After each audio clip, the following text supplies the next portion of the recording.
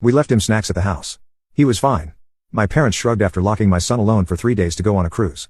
"You locked a 6-year-old in your house and left," I roared while cutting off every payment and taking their car. I should have realized sooner. My parents were never dependable. They weren't the type of grandparents who would bake treats or take their grandson to the zoo just because they wanted to. They had always been selfish and nothing ever changed. Their world always centered around themselves, their schedules, their desires, their happiness. But I was desperate. My ex-wife had gone to Australia with her new husband, acting like our 6-year-old son didn't even exist. She didn't even bother asking where he would stay while I was gone. She simply shrugged and said, "You'll figure something out," and I believed I could handle it. I turned to my parents. They acted thrilled. "Matthew is our grandson. We'd love to take care of him." They made a big show, pretending it would be a wonderful bonding experience. Thinking back now, I should have caught the way my mother paused before agreeing and the way my father quietly said something about having other plans that month but didn't explain. I sat down with them and clearly explained everything. Matthew was 6. He needed a proper schedule. Meals should be served on time. No fast food for dinner. No staying awake until midnight watching silly reality TV shows. And most important, never leave him alone. They smiled, nodded, and acted like I was being dramatic. "We raised you, didn't we?" My mom joked with a laugh. That should have been my second warning sign, but I had no other choice. I left for my business trip. I called them every single day.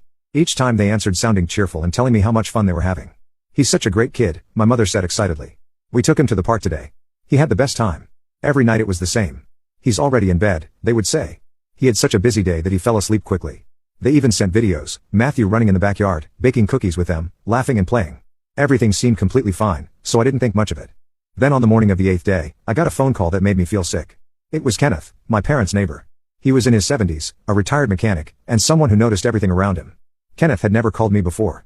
So as soon as I saw his name, I knew something was wrong. "Matthew," Kenneth said nervously. "I don't want to scare you, but something isn't right. I've heard crying from your parents' house since last night. It stops and starts again." I knocked several times. No one came to the door. "Their car is there. But I don't think they're inside." My whole body froze. "They're supposed to be there," I said quickly, calling their number from my other phone. They had to be home, but they didn't pick up. I called again, straight to voicemail. I texted my mom, "Mom, please call me." No reply. I called Kenneth again.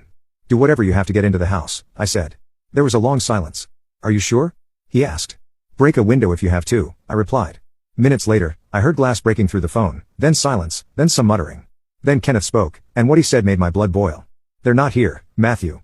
But your boy is." I felt like I was going to be sick. Kenneth's voice was full of anger. "The kid's in his bedroom, shaking. Matthew, it looks like he's been left alone for some time." I was already grabbing clothes and throwing them into my suitcase. "Let me talk to him," I said. I heard some noise. Then a small, broken voice said, "Daddy." I stopped breathing. "Hey buddy," I said, trying to sound calm. "I'm coming for you. You're safe now. Kenneth is there with you." I heard him sniff. I was scared. "The thunder was so loud," he said quietly.